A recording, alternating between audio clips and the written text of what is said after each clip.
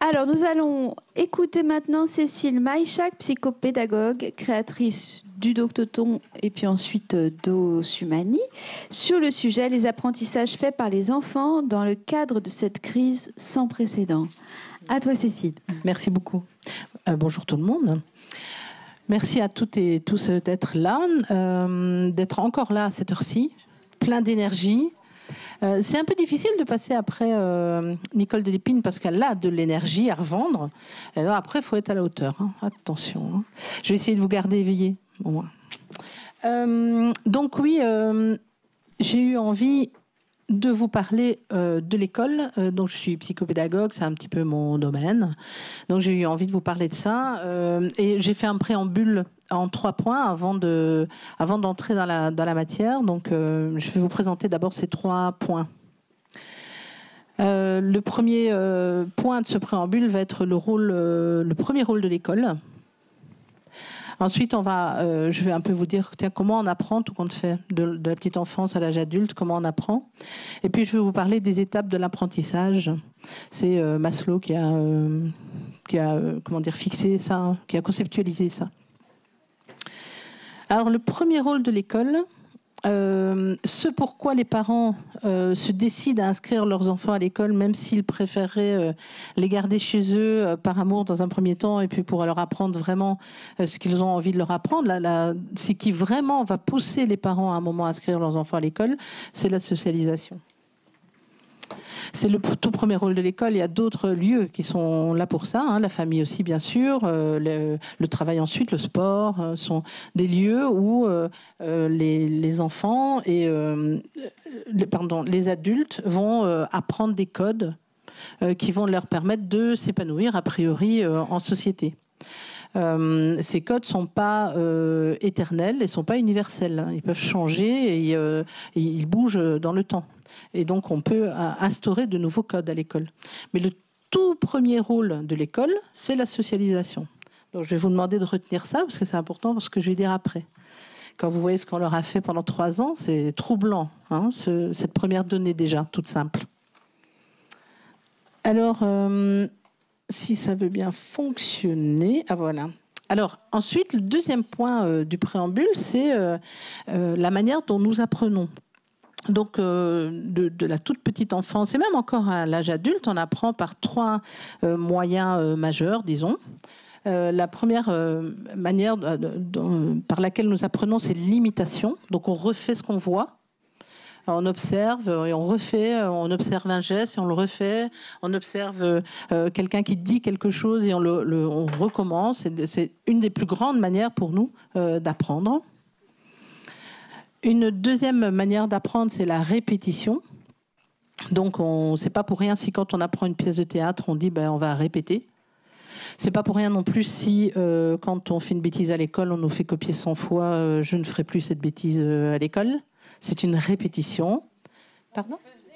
On nous faisait copier. Et c'est pas pour rien si quand on copiait, parce que je sais pas vous si vous en avez eu, mais moi, j'avoue, j'en ai quand même eu quelques-unes. J'écrivais je, ne, ferait. Et ça, évidemment, ça ne ratait pas. On le voyait. Et du coup, on se faisait sonner les cloches. Parce que l'idée, c'était de répéter pour enregistrer. Pas de répéter pour répéter.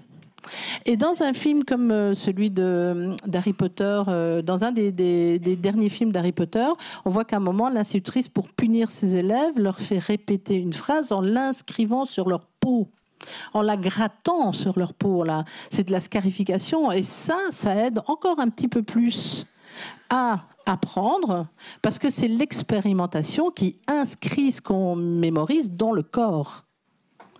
Et dans les faits, quand on expérimente quelque chose, ça a une profondeur supplémentaire dans l'apprentissage. C'est plus seulement la mémoire, c'est aussi la mémoire uniquement le cerveau, c'est aussi la mémoire du corps qui est imprégnée par ce qui est appris. Donc ça a une profondeur supplémentaire d'expérimenter les choses. D'ailleurs, on dit que quand on entend un enseignant, donc quand on utilise un seul sens on en retient par exemple 30% de ce qu'il nous raconte. Quand en plus il projette des slides comme ici, on va retenir par exemple, je sais pas moi, je ne sais plus par cœur, mais bon, disons 60%. Et quand en plus on fait faire des exercices, là on atteint des 80-90% de mémorisation, parce que c'est aussi, ça passe aussi par le corps. Donc c'est important le fait que ça passe par le corps. Vous voyez ce à quoi je fais allusion. Bah tiens. Alors, et le PCR. Et le PCR. Alors, je vais vous montrer là si ça fonctionne. Je vais vous montrer une petite vidéo. Elle est très courte, c'est 7 secondes, je crois. S'il faut, je la repasserai. J'espère que je pourrai. Mais regardez bien ce qui se passe là, si ça fonctionne, bien sûr. Papa.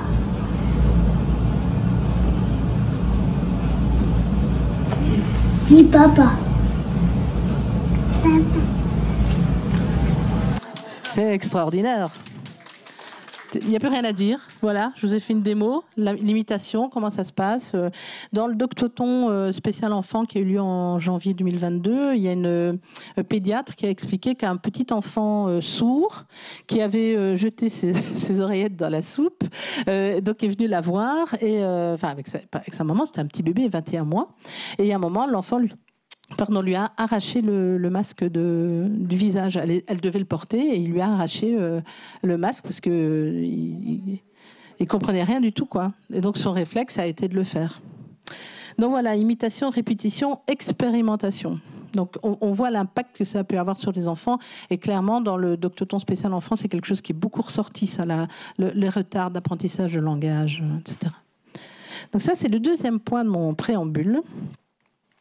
Et le troisième point du préambule, ce sont les étapes de l'apprentissage. Alors, je ne sais pas si vous connaissez ça, mais je vais faire un petit exercice. Alors, je demanderai à ceux ou celles qui ont connaissance du domaine. Non, il n'y a pas de mauvaise blague, rien de. Peu importe. Donc, je demanderai à ceux et celles, parce que moi, je vais le faire. Ça, je vais continuer. Donc, il ne faut pas m'arrêter. Ceux et celles, pour moi, c'est comme ça. Donc, qui ont connaissance... Non, ce n'est pas une soumission. Et sûrement pas une soumission ici dans la pièce.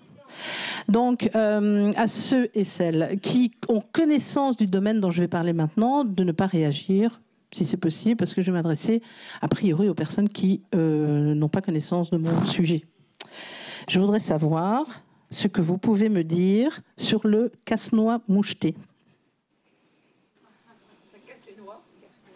Est-ce que quelqu'un a entendu parler avant maintenant du casse-noix moucheté? D'accord. Saviez-vous, avant que je vous en parle, que vous ne connaissiez rien du casse-noix moucheté? Non. Avant que je vous en parle, vous ne saviez pas que vous ne connaissiez rien du casse-noix moucheté. Vous le savez parce que je vous en parle. Avant que je vous en parle, vous êtes dans la première étape de l'apprentissage, qui est « je ne sais pas ». Que je ne sais pas. Ça s'appelle l'incompétence inconsciente, on appelle ça aussi comme ça. Donc c'est la toute première étape quand vous commencez un apprentissage, tous vous arrivez partout où vous allez apprendre quelque chose, vous êtes à cette étape-là. Vous ne connaissez pas l'étendue de ce que vous ne savez pas.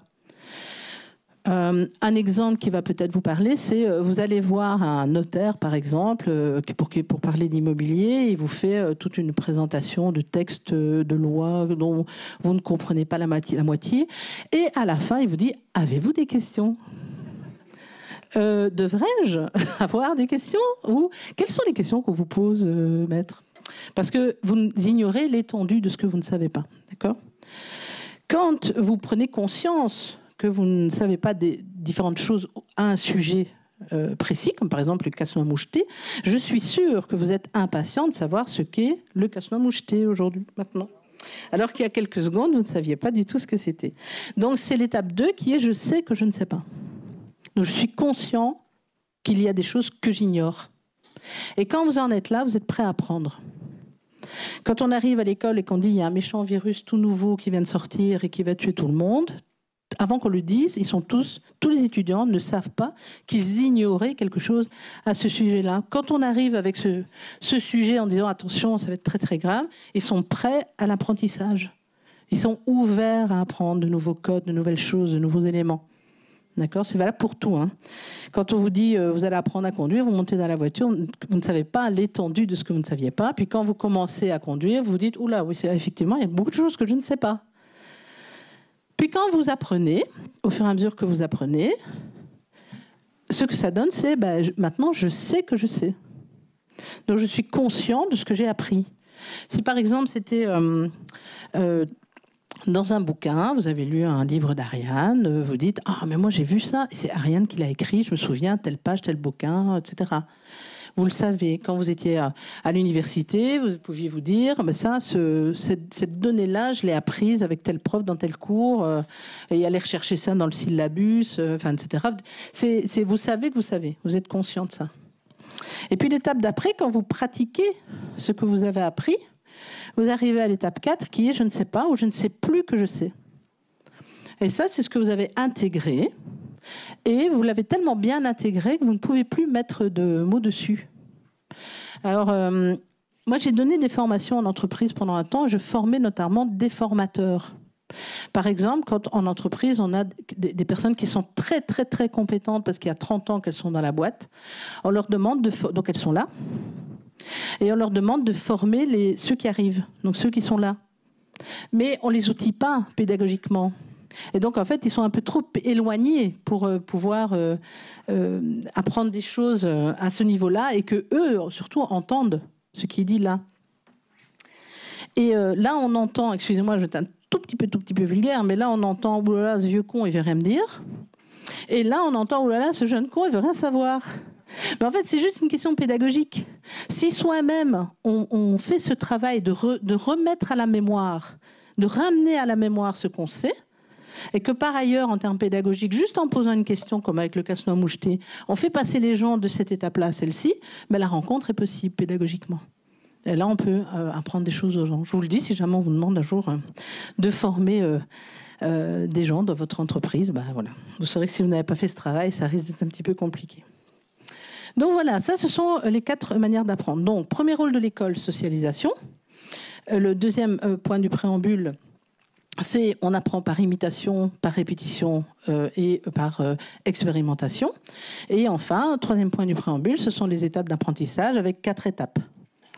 C'est important pour ce qui va suivre et pour comprendre comment les enfants ont pu vraiment apprendre des choses et que ça soit bien inscrit, bien inscrit dans leur petite tête blonde ou pas. On a utilisé ça, ces connaissances-là et beaucoup d'autres, mais pour apprendre aux enfants à être de bons petits acteurs bien obéissants. Surtout pas trop réfléchir, appliquer ce qu'on dit. Et ça a été très très bien utilisé. Ah. Alors, j'ai identifié 3 apprentissages, hors manuel scolaire, bien sûr, on n'est pas dans les manuels scolaires. Donc, j'ai identifié 3 apprentissages que les enfants ont fait pendant ces 3 ans et demi. Et dans certaines écoles, ça continue, c'est pas fini pour certaines choses. Et je vais vous présenter ces 3 apprentissages. Il y en a eu d'autres, mais ça n'est pas dans le manuel, ça n'est pas dans le programme scolaire, etc. Mais ils l'ont appris quand même. Alors, le premier apprentissage va concerner les distanciations à l'école. Donc, on est dans un lieu de socialisation, je l'ai dit en préambule, et on va leur apprendre à, surtout, se mettre bien à la distance des autres, pas trop interagir, pas jouer ensemble, dans un lieu de socialisation. Donc, pour être un bon petit citoyen, voilà, il faut quand même respecter ça. Il faut savoir, parce que j'ai repris des trucs qu'on m'a dit, j'ai regardé le Doctoton de 8 heures là, sur les enfants. Bon, il faut savoir quand même qu'il y a, par exemple, des enseignants qui ont décidé, avec des enfants de 2 ans et demi, de faire la récréation pour des enfants de 2 ans et demi, chacun dans un cerceau. Il faut le savoir quand même, c'est arrivé. Alors, les choses que je vais vous dire, chaque fois, je vais prendre un tout petit temps. Parce qu'en fait, on est tellement habitué à entendre des horreurs qu'on les intègre même plus. Donc, il y a des enseignants, une notamment, qui a décidé de faire passer la récréation à des enfants de 2 ans et demi dans un cerceau. Il y a une enseignante qui a, pour un enfant qui ne pouvait pas porter la muselière, le masque. Il ne pouvait pas le porter, il avait une contre-indication. Puisqu'il ne pouvait pas le porter, cette enseignante a fait un tour à la craie autour du banc de l'enfant pour que les autres enfants n'aient pas d'interaction avec cet enfant-là. Il y a eu des enfants dans des écoles qui ont été fouillés à la sortie de la cantine pour être sûr qu'ils n'avaient pas repris de pain avec eux et de manière à ce qu'ils ne puissent pas le partager avec d'autres. Fouillés, ils étaient terrorisés en fait les enfants à la sortie de la cantine. Alors, je vais encore voir si j'ai une chose. Ah oui, il y a des enfants qui étaient interdits, et ça il y en a eu plusieurs témoignages dans ce sens-là, des enfants qui étaient interdits de sortir, et le terme qui a été utilisé c'est celui-là, interdits de sortir de leur enclos pendant la récréation. Et on s'étonne qu'ils ont développé des phobies scolaires. Alors, ça c'était pour le jeu, les distances, etc. Et puis alors, il y a eu les protocoles, les consignes, les gestes simples, on reste à distance, on ne se touche pas, on ne partage pas, on ne se fait pas de hug, on est vraiment très isolés les uns des autres. Et donc, pour moi, un premier apprentissage qui a été fait, il y en a eu beaucoup, mais un premier apprentissage qui a été fait par les enfants à l'école, c'est celui-là, s'il veut bien venir. Ah oui, pardon.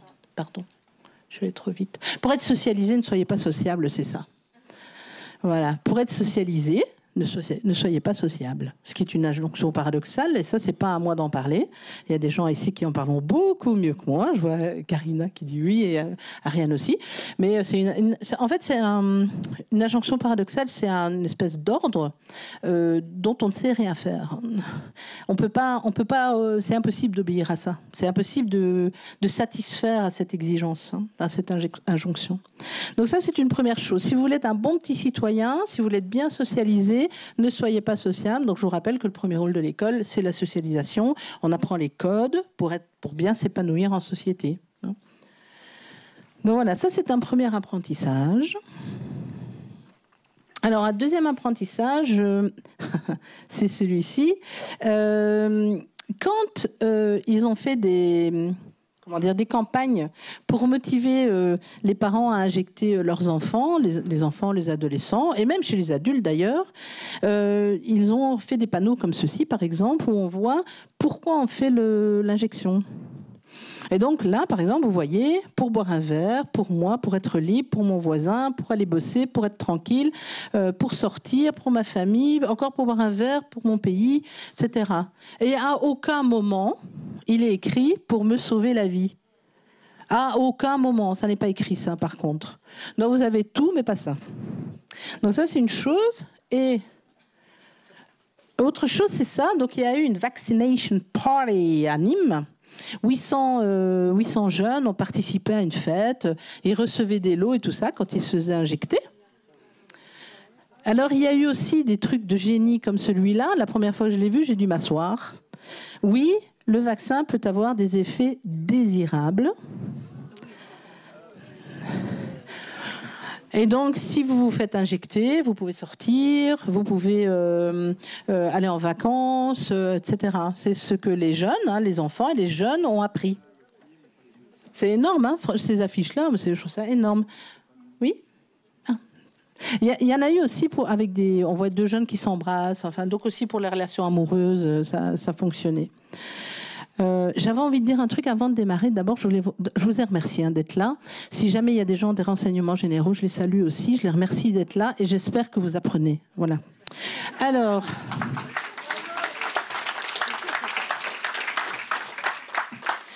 Ben oui. Là, ce qu'ils ont appris, c'est ça. Le divertissement est plus important que la liberté. Vous n'aurez plus rien, vous serez heureux. Le divertissement est plus important que la liberté. Ça, c'est une chose qu'ils ont appris, même les adultes d'ailleurs. J'ai quelqu'un cette semaine que je n'avais pas vu depuis plusieurs années, que je connais depuis toujours, et qui a toujours été un révolté à l'école, tout ça, comme moi. Et je lui dis, mais t'es injecté, toi ? Alors il me dit, ah bah oui, j'étais obligée. Et quoi, t'as fait une dose ? Non, 3. T'étais obligé, mais pourquoi ? Pour aller en vacances. Juré. Pour aller en vacances, sans ça, je partais pas. Bon, d'accord. Il me dit, mais tu sais ce qui m'inquiète maintenant ? J'ai dit moi. Il dit oui, mais tu vas me prendre pour un fou. Je dis non, mais vas-y. Il sait pas tout ce que j'ai fait, à mon avis. Il me dit tu vas me prendre pour un fou. Je dis non, aucune chance. Il me dit j'ai peur qu'on m'ait injecté quelque chose qui à un moment leur permette d'appuyer sur un bouton et que je meure. Donc il sait ça. Il sait ça. D'accord ? Et il me dit j'ai été obligée, j'ai pas eu le choix. Il continue à rester dans cette pensée-là. Donc ça a été bien intégré pour lui, qui est un adulte, hein, il a mon âge à peu près, un petit peu plus jeune. Le divertissement est plus important que la liberté. Ou même que sa vie, là, dans ce cas-là. Même que sa vie. Ça, c'est la carotte. Ça, c'est la carotte. Juste avant, on a vu le bâton, là. Là, c'est la carotte. Carotte et bâton, ça marche toujours pour faire des petits soldats. Hein. Pardon ? Ouais, c'est ça. Alors, la troisième chose qu'on a apprise aux enfants, le troisième apprentissage qu'ils ont fait, je vais vous montrer quelques photos. Ça, ce sont les mains d'un enfant de 8 ans les mains sont brûlées au 2e degré par le gel hydroalcoolique. Moi, j'ai défendu ici, il y a quelques mois, un enfant, d'ailleurs, je ne sais pas, si, il y a quelqu'un dans la salle qui a connaissance de ça, oui, il est encore là, un enfant de 13 ans qui avait des crevasses plein les mains, et 4-5 fois par jour maintenant, hein, il était obligé de mettre du gel hydroalcoolique à l'école. Il y a des enfants avec du psoriasis qui ont été obligés de mettre du gel hydroalcoolique à l'école. Alors, je vous dis pas, ils ont dégusté, hein, ces enfants-là. Quand je parlais d'inscrire dans le corps, avec les étapes de l'apprentissage, l'expérimentation, c'est pas pour rien si j'en ai parlé en préambule. Hein, ils ont appris. Hein. C'est comme dans Harry Potter. Alors, il y a eu aussi, on l'a déjà dit, j'ai déjà dit dans le premier, hein, mais tous ces adultes qui ont participé au fait d'isoler les enfants, bien faire attention, parce qu'on le disait. C'était dans le protocole. Donc le protocole a dit vous devez mettre du gel hydroalcoolique. Le protocole a dit vous devez séparer les enfants en classe. Le protocole a dit vous devez mettre le masque, dire bonjour avec le coude et mettre le masque quoi qu'il arrive, même au sport. Alors il y a des enfants. Alors là, je vous raconte une histoire vraie d'un enfant qui est asthmatique, qui va à l'école, on lui fait faire du sport, il a la muselière, et à un moment il s'arrête, il enlève sa muselière, son professeur, son institut lui dit « remets ça, remets-la bien ». Et l'enfant lui dit « monsieur, j'ai de l'asthme ». Et le professeur répond « je m'en fiche ». Cet enfant pourrait mourir là, en fait, mais il s'en fiche. Sur le masque, je ne sais pas si vous le savez, mais dans les classes, il y a des enseignants qui ont instauré le jeton de respiration. Oui. Donc il y a des enfants qui avaient 3 jetons de respiration par jour et ils utilisaient leur jeton de respiration pour respirer, quand vraiment ils n'en pouvaient plus. Il y a des enfants qui faisaient tomber, par exemple, leur stylo pour pouvoir, sous la table, retirer le masque et respirer. C'est malin, hein ? Eh ben oui, mais le problème, c'est que les enseignants s'en sont rendus compte. Du coup, si tu faisais tomber ton stylo, tu n'écrivais plus de la journée. Histoire vraie, hein ? Les masques avec la buée, il y a des enfants qui étaient forcés de garder les lunettes, avec la buée sur les lunettes, sans pouvoir enlever le masque et obligés de lire, entre guillemets, dans ces conditions-là. La gourde, donc ils devaient venir avec leur gourde à l'école, dans certaines écoles, parce que pas d'accès à l'eau. Et donc, obligés de venir avec la gourde, s'ils l'oubliaient, ils ne buvaient pas de la journée.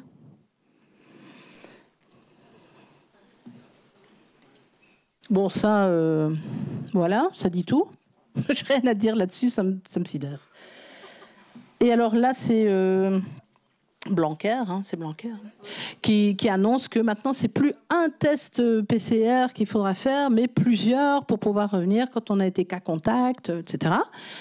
Alors, il faut savoir que les tests salivaires, ce sont des tests PCR. Il y a plusieurs médecins dans la salle qui pourront confirmer ça, hein, moins que vous me disiez le contraire, mais un test salivaire, donc un PCR salivaire, c'est un PCR. Et donc, pour les enfants, il existe des tests salivaires. Sauf que le protocole ne dit pas ça. Donc, beaucoup d'enfants ont subi des tests nasopharyngés alors qu'ils pouvaient faire des tests salivaires. Tout à l'heure, j'ai entendu quelqu'un qui m'a dit « mais les parents abandonnent vite aussi » et je dois dire que c'est pas faux. Pour y aller avec douceur, c'est pas faux. Ils abandonnent vite aussi. Et c'est vrai qu'à un moment, il faut tenir, quoi. Il faut tenir quand même. Je vais voir un peu... Oui, alors je vois encore, parce que j'ai noté différentes petites... Ah oui, les enfants qui avaient 13 minutes pour manger. Donc parce qu'il fallait isoler, séparer, donc isoler les enfants. Donc ils avaient 13 minutes pour manger, avec un surveillant qui arrivait, qui disait « Allez, plus vite !»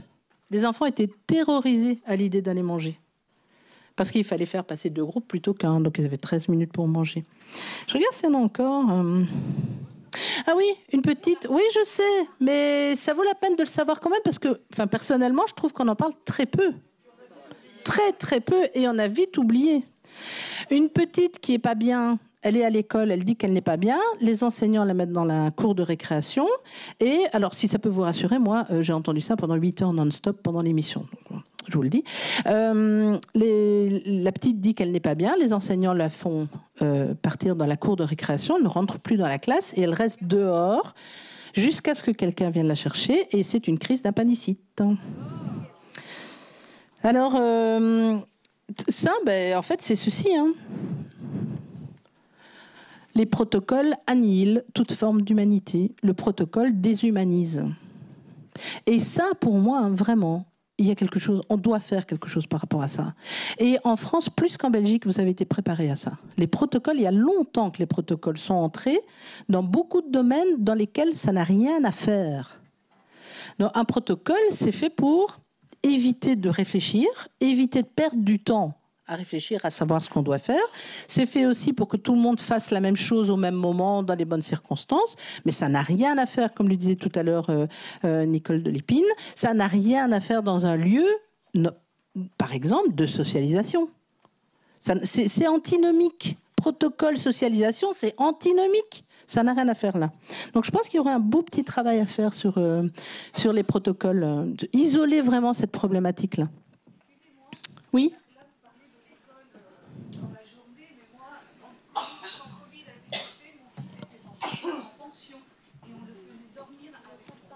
Ah ouais.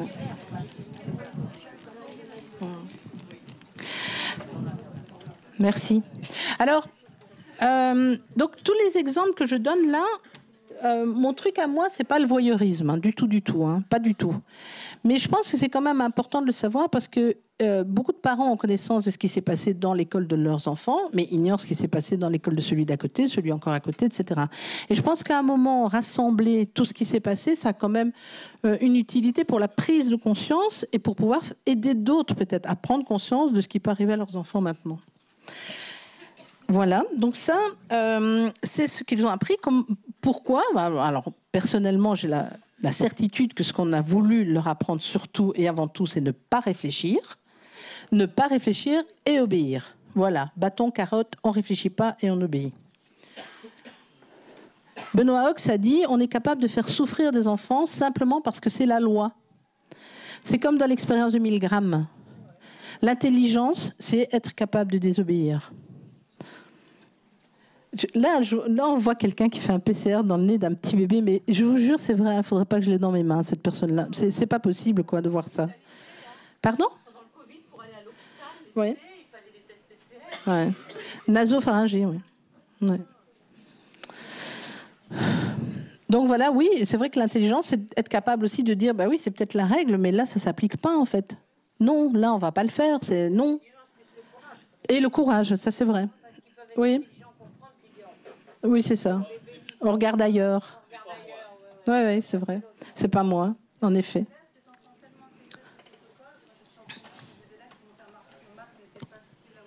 Ah oui. Oui, bien sûr, c'est intégré. Hein. C'est inscrit dans le corps. C'est ce que je vous disais. Hein, par rapport aux étapes de l'apprentissage, c'est clair que c'est inscrit dans le corps. Alors, peut-on désapprendre ? Donc ça a été acquis, peut-on désapprendre ? Alors oui, en tout cas, pour ce qui a été appris et qui n'est pas d'ordre traumatique, on peut désapprendre. En termes pédagogiques, j'entends, pour ce qui est d'ordre traumatiques, pardon, on peut les apprendre aussi, mais là, c'est d'ordre psychologique, c'est un autre travail, c'est pas le mien. C'est plutôt celui de mes collègues. Oui, oui, bien sûr, il y a des parents qui demandent. Oui, oui. Alors, on en est quand même arrivé à ce qu'il y a. Je ne sais pas si vous le savez, mais en mars, à Lille, oui, dans un lycée, il y a, pendant le passage du bac, il y a un étudiant qui est tombé, inanimé, et il y avait 8 enseignants adultes dans la salle, et ils l'ont laissé par terre 20 minutes. Quand les secours sont arrivés, ils n'ont pas pu le ranimer.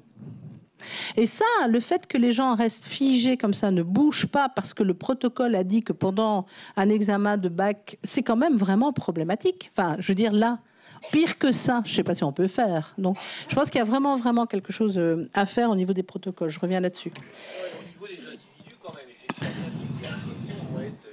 Ah ben, c'est à espérer, oui. Alors, souvenez-vous, hein, je vous ai parlé des 4 phases de l'apprentissage. Je vais revenir à la dernière phase de l'apprentissage. Donc, je ne sais pas ou je ne sais plus que je sais. Quand un boulanger apprend à faire du pain, il sait qu'il doit mettre la farine, la levure, pas en même temps que le sel, l'eau, etc. Quand le même boulanger a fait son pain pendant 30 ans, si vous lui demandez comment faire du pain, très certainement, il oubliera de vous dire la levure, tu la mets pas en même temps que le sel. Sinon, votre pain ne pousse pas. Donc, parce que c'est intégré, ça devient une expertise. Donc, les gestes sont... Si je vous demande comment vous vous êtes garé, à part le fait que vous ayez toujours tourné pendant 2h30 pour trouver une place, mais comment vous vous êtes garé ici tout près si vous êtes venu en voiture, si je vous demande de le décrire, vous devrez réfléchir pour me dire comment vous avez fait. Et en fait, ce qui est intéressant avec les enfants, c'est de les aider à passer de « je ne sais pas » ou « je ne sais plus que je sais » à « je sais que je sais ». Les aider à remonter. Et pour ça, on peut les aider à ramener ce qu'ils ont acquis à la conscience en leur demandant d'expliciter. Tiens, raconte-moi un peu une journée à l'école. Comment ça se passe ou comment ça se passait ? Et souvent, quand on demande ça aux enfants, à un moment, ils disent « Ah, mais oui, on me demandait de mettre le masque tout le temps » ou « Ah, mais oui, on me demandait ceci ou cela ». Et donc, vous allez être surpris, et lui aussi certainement, de voir ce qui lui revient à la mémoire.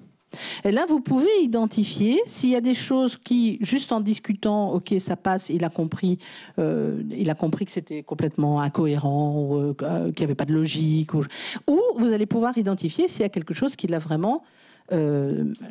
marqué, traumatisé, parce que ça a été une véritable maltraitance pour lui, vous allez pouvoir l'identifier.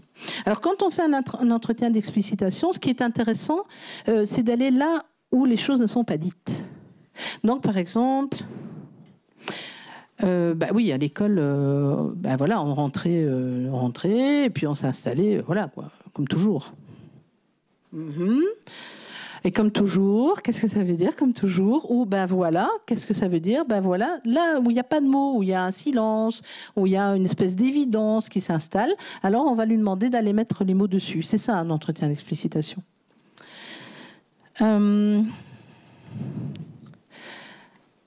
Alors de la même manière, donc on peut faire revenir à la mémoire ce qui a été intégré, donc en pratiquant l'entretien d'explicitation.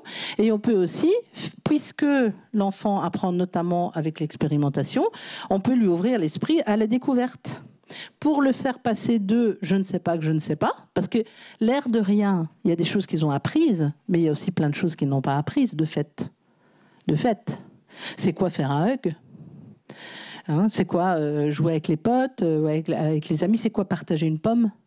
C'est quoi partager un paquet de bonbons ? Certains enfants, du coup, à l'école, voilà, ils ont été interdits de faire tout ça. Et quand on voit le zèle qu'ils peuvent mettre à l'école, on se dit, si ça se trouve, ils sont encore interdits aujourd'hui de faire ça. Comment on joue ensemble ? Comment l'approche amoureuse chez les adolescents, comment on fait ? Comment ça fait de serrer sa grand-mère dans ses bras ? Comment ça fait, de ce que ça fait de parler entre copains, rigoler, avoir des rendez-vous. Le sport, vous savez qu'au judo, c'est pas une blague, chez nous on est amoureux de ce sport-là, et ils ont fait faire le judo dehors à 2 mètres de distance, je vous jure que c'est vrai. Hein. C'est vrai. C'est vrai. Hein. Ils l'ont fait, ils ont réussi à le faire. Donc ce type de sport, ça peut vraiment aider. Des sports de contact, des sports de proximité comme ça. Cette expérience-là peut vraiment aider. Hein, le passer du temps avec des aînés et partager. Tout à l'heure, j'ai dit partager une pomme, mais c'est vrai, partager la pomme, elle est belle. Hein. Oui, peut-être. Sûrement. Je sais rien. Et puis alors, surtout, puisqu'ils apprennent par imitation, pour terminer, on peut leur montrer comment on fait pour réagir face à l'inacceptable. On leur montre comment on fait. Et en le faisant nous-mêmes, en disant non, en n'acceptant pas, voilà. Donc on peut leur montrer aussi, puisqu'ils apprennent comme ça. Donc profitons-en, quoi. Voilà. Voilà, c'est ça. Quand je serai un peu épongée, parce que là j'ai chaud avec les... Mais c'est ça. Voilà. Alors moi j'ai terminé pour ma présentation. J'ai pas traîné, hein.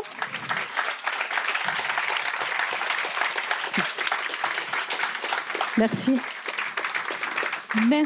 Merci Cécile, comme toujours extrêmement claire, extrêmement percutante, et c'était très important de nous rappeler tous ces témoignages parce que ça nous inscrit aussi la réalité de ce vécu totalitaire. Je crois que les protocoles étaient très pratiqués dans l'administration nazie aussi. Hein. Il y aurait peut-être aussi des correspondances historiques à faire, il me semble. Est-ce qu'il y a des questions pour Cécile? Et ensuite, je donnerai la parole à Karina et ensuite à Virginie. Voilà. Des questions? Ou après, il y a 2 questions. Cécile, tu peux peut-être passer ton micro. Et tu as un autre micro sur la table que tu peux utiliser pour répondre. Voilà. Alors, c'est vrai que, on parlait des réseaux sociaux, mais il y a des choses pédagogiques sur les réseaux sociaux. Il faut en prendre et en laisser. Je parlerai sur la méthode pédagogique sur soi-même. Psychopédagogique, c'est l'autodidactie, c'est-à-dire apprendre par soi-même. Je pense qu'effectivement, il y a un conformisme et un normisme qui s'installe petit à petit, une dérive totalitaire, comme vous avez dit. Je pense qu'il faut revenir, quand on rentre à la maison, déconstructurer ça, désempirer ça, et puis par-ci, la d'autodidactie, la psychopédagogie, quoi, avec ça. Bien sûr. Moi, j'y travaille avec ma fille, en tout cas, et il y a le dialogue aussi à respecter, et puis c'est important. Écoute. Je le reprends. Oui, pardon. C'est rien, ça. Oui, je pense aussi que évidemment, c'est vraiment important. Alors, il y a beaucoup d'enfants très favorisés, hein, certainement ici, dont les parents ont réagi au bon moment, directement. Les enfants ont pu mettre des mots sur ce qu'ils avaient vécu, et du coup, ça n'a jamais été véritablement intégré, ou en tout cas très peu. Mais c'est vrai que c'est le travail à faire, hein, bien sûr, plutôt que... C'est facile, hein, enfin, c'est facile si on veut, hein, mais laisser l'enfant auto-apprendre ou s'enfermer dans sa coquille ou autre. Mais c'est vrai que ce travail-là de parents, il est essentiel. Bien sûr, c'est essentiel d'aller déconstruire un peu. C'est un peu, on est quand même dans une grosse folie. Il n'y a pas longtemps, j'ai publié un truc, j'ai dit je suis asilophobe, asile de fouphobe, j'ai dit. Mais c'est vrai, on est quand même dans une vraie folie de devoir déconstruire ce que les enfants apprennent à l'école. Bon, ça a peut-être toujours été, mais quand même là, on dépasse des bornes incroyables. Hein. Ouais. Oui, on atteint des sommets. Oui. Il y a une autre question. Cécile, tu peux utiliser le micro sur le bureau. Hein. Oui, voilà. Je vais le passer là. Alors, il y avait Joël et puis je vous le... Merci Cécile. Je voulais revenir sur l'importance de tout ce que tu as remémoré, Cécile. Et la question va être plus pour Virginie, parce qu'en fait, ces fameux protocoles, moi, il y a quelque chose qui me scandalise. Hein. Je fais partie d'un collectif Enfance et Liberté. Je suis moi-même pédagogue, sophrologue, et je reçois beaucoup de familles. C'est que les protocoles sont toujours en attente à l'école. C'est-à-dire que si on ne bouge pas, d'un claquement de doigts, on peut les remettre en fonction. Donc justement, je voulais poser la question à Virginie, à moins que tu aies déjà des éléments, Cécile, mais comment faire pour faire sauter ces protocoles qui sont en dormance et qui peuvent être réveillés sous n'importe quel prétexte? Je dirais que c'est aux parents de se lever. Oui. parce que on peut essayer toutes les procédures. En plus, c'est devant les juridictions administratives. Vous avez vu ce que ça a donné depuis 2020. J'ai quand même des confrères. Je crois que c'est Maître Guyon qui a porté cette action. Ce qui sort de la décision, c'est quand même que au sein de l'école, on ne peut pas contester l'attestation de non-port de masque qui est délivrée par un médecin. C'est-à-dire, on a quand même ça qui sort de cette décision, mais il n'y a pas de remise en cause du protocole. Donc, c'est ce que je dis, je n'arrête pas de dire, il faut qu'on tire les conséquences de nos conclusions, c'est-à-dire que si on dit qu'on est en régime totalitaire, il faut comprendre que tout est un peu vérolé. Mais les parents ont le pouvoir, parce qu'il y a du recul maintenant. Je comprends la sidération, je veux bien tout entendre, mais le pouvoir est entre les mains des parents, des familles. Et s'il y avait eu beaucoup plus de contestations devant les portes des écoles, de manière solidaire, peut-être qu'on n'en serait pas arrivé là. Alors, ce que mon confrère Rainer disait toujours, c'est qu'en ayant parlé avec des personnes de confession juive, on lui avait dit, on a laissé trop de terrain. On s'est dit, on va faire des concessions, puis ils vont nous laisser tranquilles. Et puis, ils ne les ont jamais laissés tranquilles. La problématique, c'est de laisser du terrain. Donc, c'est maintenant aux parents de reprendre leur pouvoir. Voilà. Parce qu'il sera toujours possible de contester de manière juridique, mais à chaque fois, on voit le résultat, quoi. Je voulais juste livrer un témoignage d'enseignante. Moi, j'ai refusé de porter le masque et ce sont des parents qui ont exigé que je respecte le protocole. Donc, on est en train de dire... Oui, moi j'attendais que ça, que les parents soulèvent, en fait. J'en avais ras-le-bol de ce truc. Et moi, je ne l'ai pas appliqué. Et les parents m'ont embêtée parce qu'ils voulaient que je respecte le protocole. Et c'était une maman sur toute la classe qui m'a embêtée. Donc, comment je m'en suis sortie ? J'ai dit aux parents, écoutez, si vous continuez, moi, je vais être obligée de m'arrêter. Il n'y a plus de remplaçants, donc vous n'aurez plus d'école et vous pourrez mettre le masque à la maison si vous voulez, mais moi, non. Et quand je suis revenue, j'ai eu une paix royale. Bravo.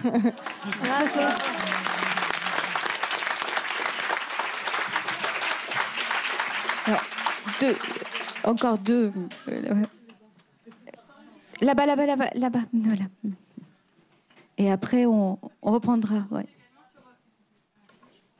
Oui, je rebondis sur ce que disait madame. En fait, moi, je trouve qu'on est souvent seul. Moi, j'ai eu le cas avec mon fils d'un problème où il demandait de reporter le masque parce qu'il y avait un cas Covid, mais la loi était passée comme quoi on devait tous cesser. J'ai contacté plusieurs parents, mais j'étais assez seule. Donc, c'est parce que j'ai envoyé un mail à la directrice. Même si mon fils m'a dit non maman fais pas ça, tant pis, je l'ai quand même fait en lui disant la loi est passée, vous n'avez plus le droit d'obliger les enfants à porter le masque. Dans le mail c'était vous êtes obligés votre enfant est obligé de venir avec un masque. Donc j'ai dû rappeler la loi et effectivement on dit non, en fait c'est pas obligatoire, mais j'étais seule. Donc, oui, bien sûr, les parents doivent agir, mais il y a tellement eu d'endoctrinement et d'hypnose que moi, je veux bien, mais à un moment donné, en plus, quand le gamin, il n'a pas envie d'être mis au banc de la classe, c'est encore plus compliqué. Voilà. Merci pour merci pour les témoignages. Non, c'est bon. Gérard sur les Antilles, et après on passe à Karine. Karina, après je me sens bien. Oui, effectivement. Nous, on a beaucoup regretté en France que les confrères, les médecins, se soient si peu battus contre des mesures qui étaient médicalement stupides d'emblée. Nous, on l'a écrit au bout de 2 jours. C'était évident que ça ne pouvait pas marcher et que c'était nocif. Donc, on était sidérés que des gens... On comprend que la population n'étant pas informée autrement que par la télévision, étant formatée, se laisse faire, mais que des médecins qui pouvaient parfaitement savoir et qui devaient savoir que c'était stupide ne soient pas levés. Et on a bien vu la différence entre effectivement la métropole et les Antilles, où les médecins se sont battus dans les Antilles. Et le gouvernement a été obligé de reculer. Ils ont laissé la loi, mais ils ne sont pas appliqués. Donc le combat est nécessaire, même quand on est tout seul. Et le combat paye. Pas toujours, mais souvent, beaucoup plus souvent qu'on ne pense. Merci de toute façon. Merci Cécile. De toute façon, le courage, ce n'est qu'une affaire individuelle. Et après, il y a l'imitation, si j'ai bien retenu ce que nous a dit Cécile. Donc, oui, non, mais c'est vrai. Voilà. Alors, nous allons écouter Karina Terki, psychologue clinicienne diplômée en psychologie clinique et pathologique, thérapeute EMDR spécialisée dans le psychotraumatisme et qui a exercé en psychiatrie adulte depuis plus de 20 ans sur le sujet « Quel avenir est-il proposé aux enfants ?» Bonjour à tous. Donc moi, je n'ai pas de PowerPoint. Je suis la vieille école, un papier et la rencontre. C'est ça qui motive ma présence ici et ma pratique de psychologue clinicienne. Et très émue. Donc moi, je vais vous proposer de faire un constat clinique sur l'impact qu'ont eu les confinements et le port du masque sur le développement des enfants. Et nous verrons comment le questionnement sur le genre et la sexualité s'inscrivent dans la même logique avec les mêmes conséquences. Pour ce faire, nous allons appréhender ce qui s'est produit ces 3 dernières années, à partir de la clinique du traumatisme, à l'aide de notions que je vais illustrer, le choc traumatique, la sidération, la dissociation psychique et la dissonance cognitive. Si je vais trop vite, dites-le moi. Voilà. Donc nous allons voir comment ces mécanismes ont opéré et opèrent encore sur les enfants.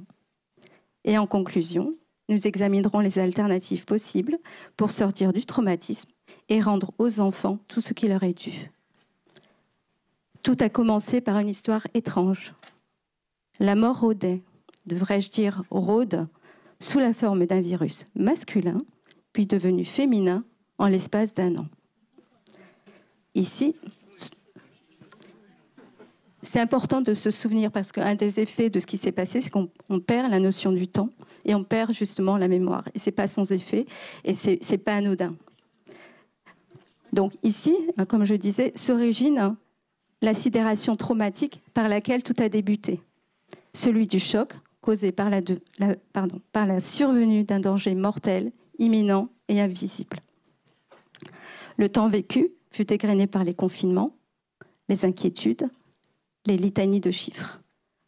Ce fut un temps, par définition, traumatique, car dénué de toute continuité, de toute chronologie, de toute représentation d'un futur probable, puisque nous étions sous la menace d'un risque mortel. Le traumatisme fige ainsi le temps dans un présent permanent, le futur étant inenvisageable et le passé impossible à solliciter. Les parents se sont retrouvés ainsi incapables de discernement puisqu'ils étaient figés par l'état de sidération. En situation de choc traumatique, justement, la défense psychique consiste à se dissocier, c'est-à-dire que l'intensité de la réaction de stress entraîne une coupure émotionnelle, l'impossibilité de penser et de réfléchir, en plus de la paralysie physique. Et simultanément, ça c'est un point important, se créent des mémoires traumatiques qui contiennent tous les éléments liés au choc. Ça veut dire que tout est engrangé au niveau psychique.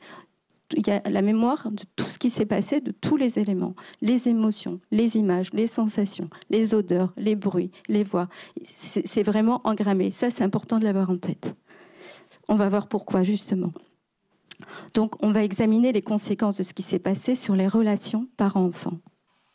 Donc, nous étions en présence de parents dissociés qui se sont retrouvés infantilisés, déresponsabilisés, puisque, de manière volontaire ou non, ils ont délégué leur rôle de figure rassurante à une entité politico-sanitaire.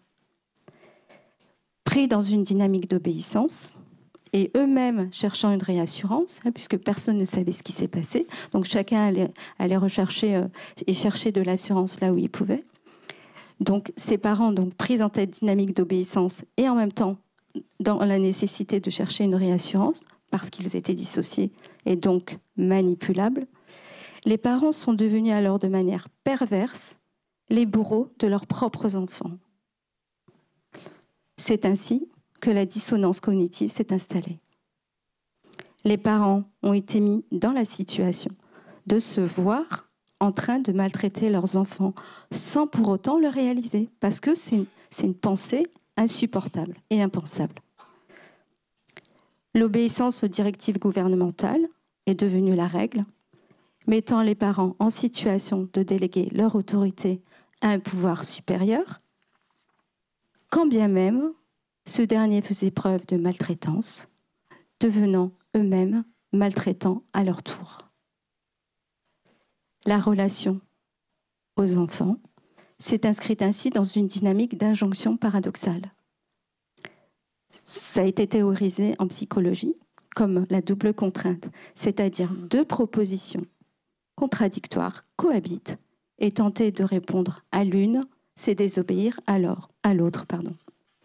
Concrètement, les enfants se sont retrouvés maltraités par des parents chargés de les protéger, et cela a été redoublé par le système scolaire. C'est la dynamique, c'est exactement la même dynamique des enfants abusés par ceux chargés de les aimer et de les protéger. Donc, on connaît les dégâts de ces injonctions paradoxales chez l'adulte depuis les recherches en psychopathologie sur la schizophrénie. Et mettre des enfants dans ces situations, c'est engendrer inévitablement des traumatismes psychiques. Malheureusement, le constat n'a pas tardé. Les pathologies infantiles sont en augmentation depuis, avec notamment l'apparition du suicide chez les enfants. Ça existait, mais pas à la fréquence où c'est arrivé subitement. C'est assez exceptionnel le suicide chez les enfants, mais là, ça atteint des proportions inimaginables.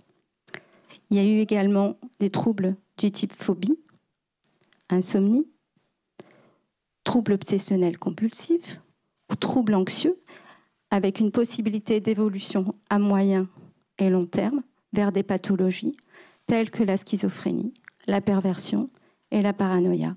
C'est-à-dire qu'on a vu arriver des pathologies chez les enfants, là où habituellement on les voyait plutôt chez les adultes. Léa ne dort plus quasiment depuis 3 ans. Mon cerveau tourne à toute vitesse. J'ai plein d'images dans la tête. Je fais des cauchemars. C'est confus. C'est comme dans Apocalypse Zombie. C'est l'apocalypse et on doit survivre. Quand je me réveille, je vais voir si mon frère et ma sœur sont en vie. Je suis tout le temps sur mes gardes.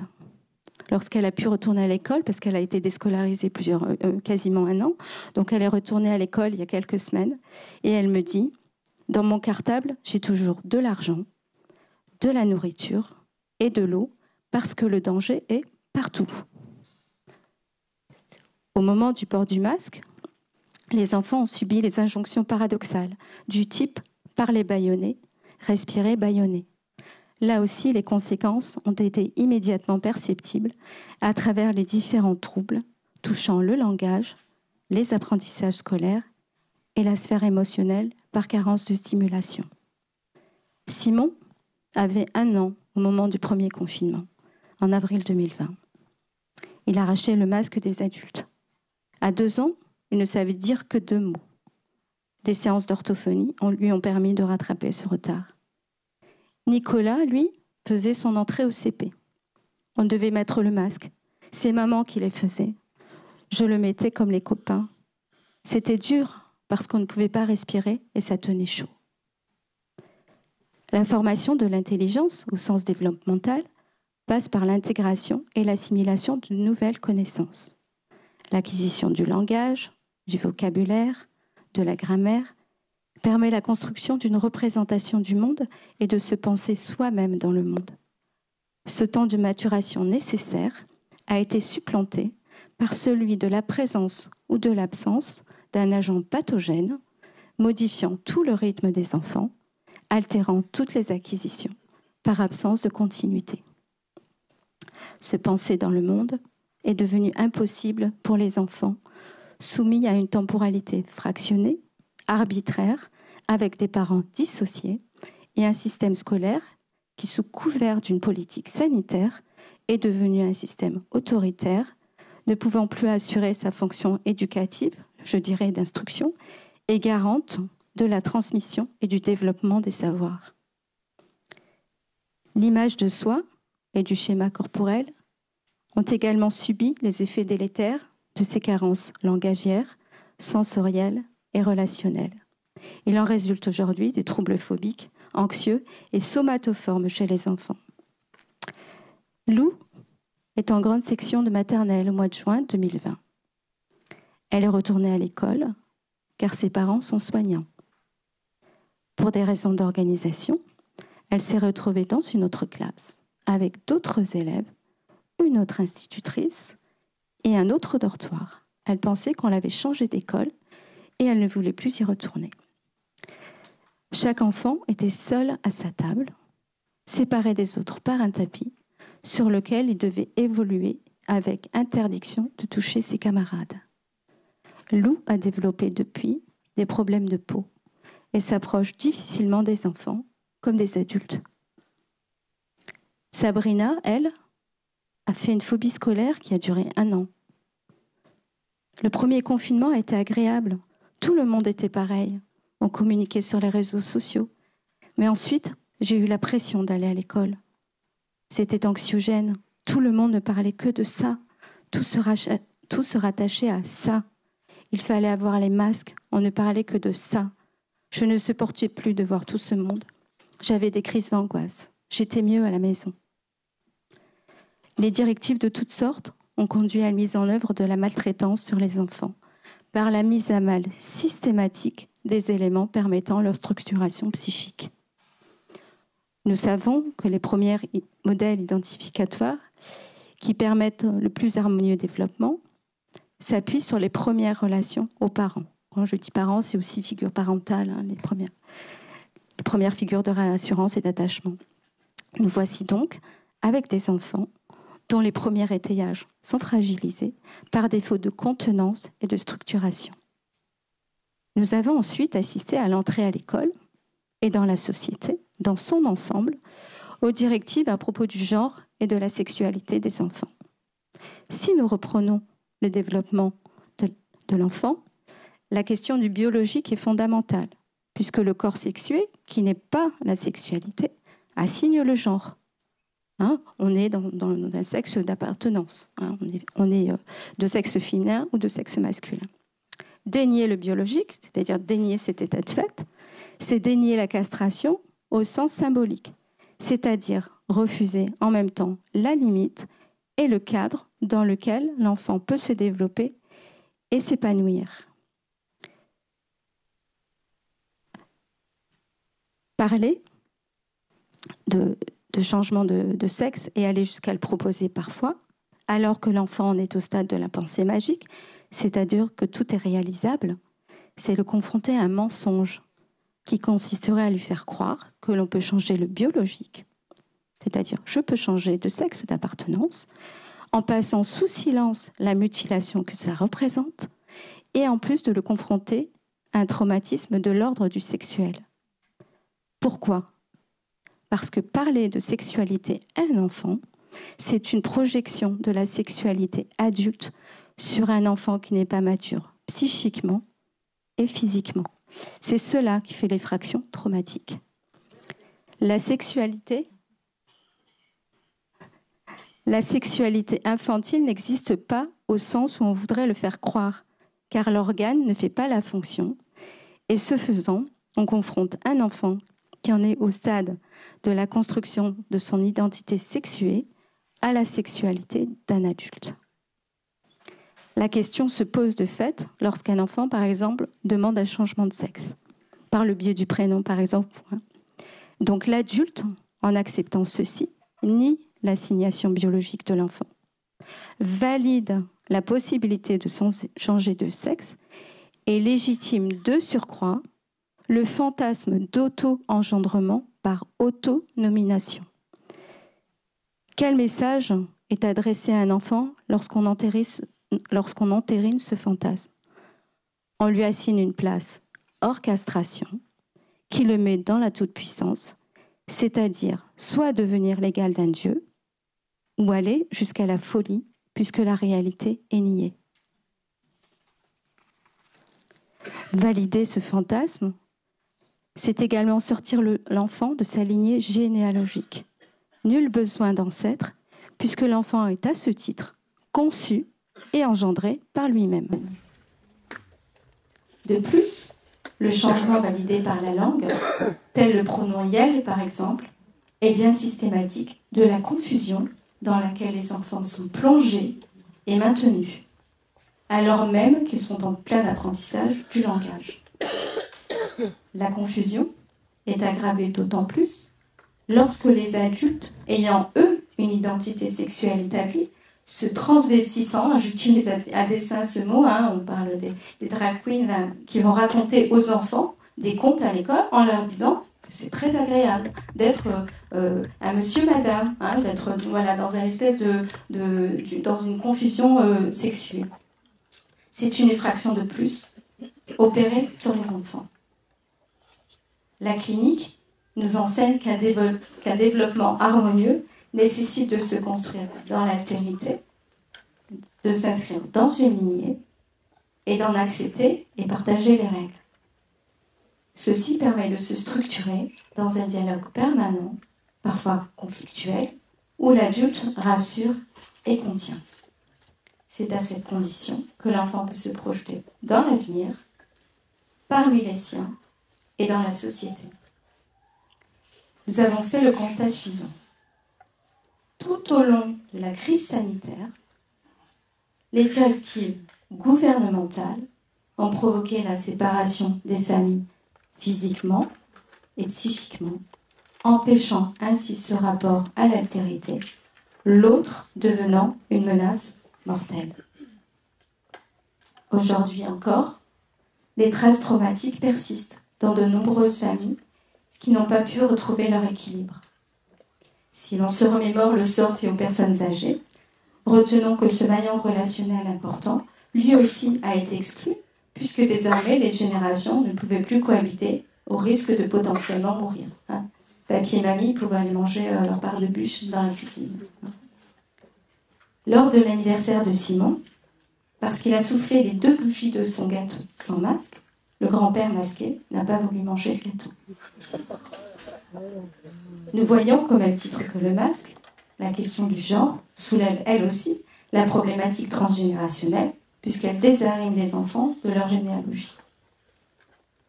Nous pouvons remarquer le même processus à l'œuvre, que ce soit dans la crise sanitaire ou la problématique de genre. Les enfants sont projetés dans une dimension où le temps n'existe pas, puisqu'il n'y a plus de passé, le présent est suspendu et l'avenir totalement absent, puisqu'on est dans un temps traumatique. C'est la conséquence première du trauma, et nous voyons comment les enfants sont maintenus dans cette problématique. Nous sommes face à une situation sociétale où potentiellement les enfants n'auraient pas d'identité physique, pas d'identité psychique et pas d'inscription dans une ascendance ni dans une descendance. Que nous apprennent ces enfants, que nous apprennent ces parents. Nous voyons comment chaque enfant et chaque parent a été maltraité durant tout ce temps. Ils nous racontent tous les effets traumatiques des confinements, des directives sanitaires et scolaires diverses sur leur psychisme et leur corps. Pourtant, des alternatives existent. Il s'agit de proposer de nouvelles identifications aux enfants.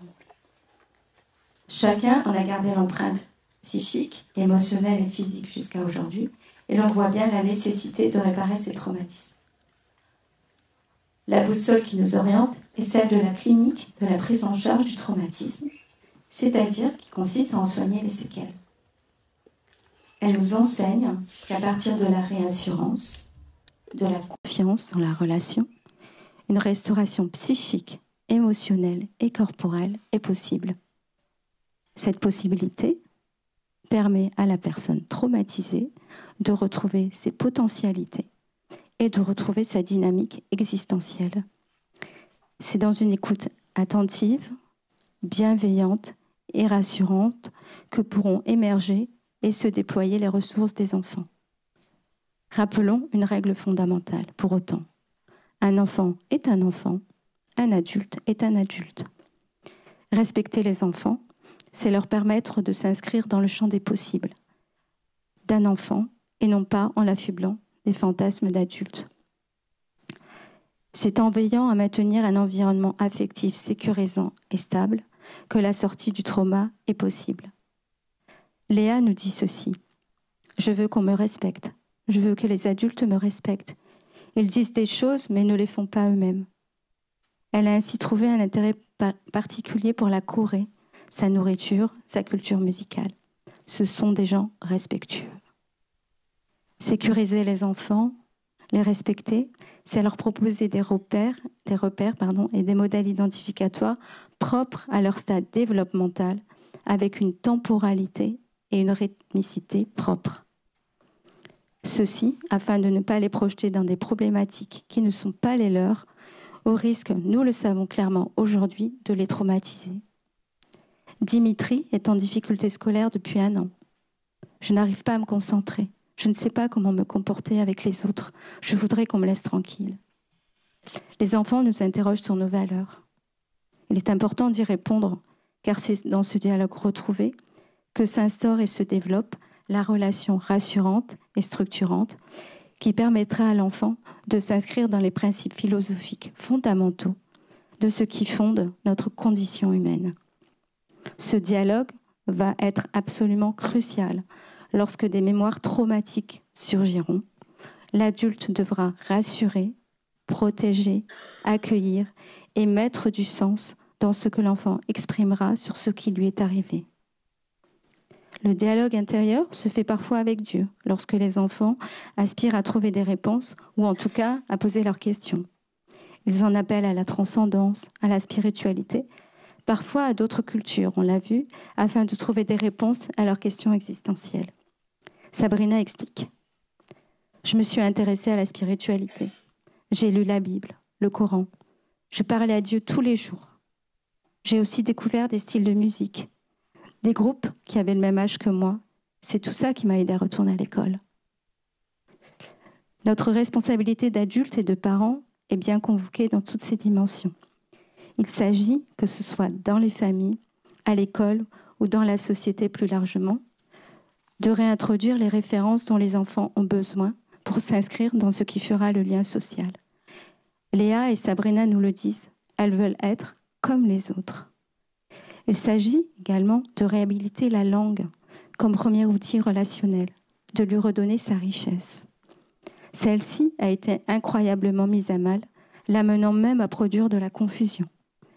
Il est plus qu'urgent de réintroduire des références intellectuelles, littéraires, artistiques, culturelles et spirituelles, sur lesquelles l'enfant pourra s'appuyer pour se construire à lui-même, aux autres, et ainsi constituer sa propre vision du monde.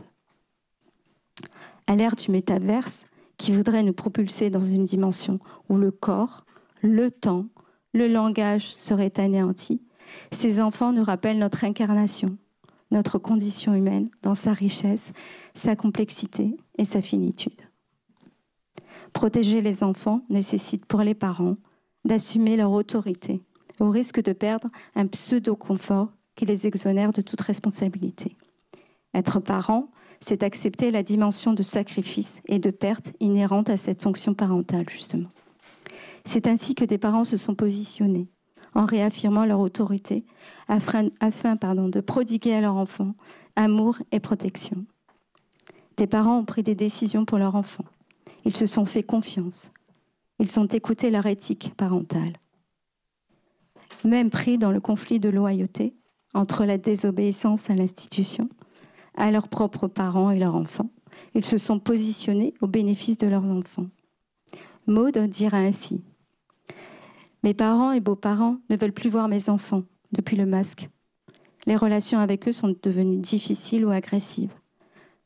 Nous avons décidé de partir à l'étranger. Je ne veux pas que mes enfants souffrent. La décision est difficile à prendre, mais mes enfants passent avant tout. Cette situation concerne la société dans son ensemble. Nous ne pouvons en effet nous dégager de notre responsabilité à l'égard des générations futures. Nous devons soutenir, quoi qu'il en soit et quoi qu'il en coûte, la cause des enfants en leur donnant amour, protection, bienveillance, éducation et respect. Merci.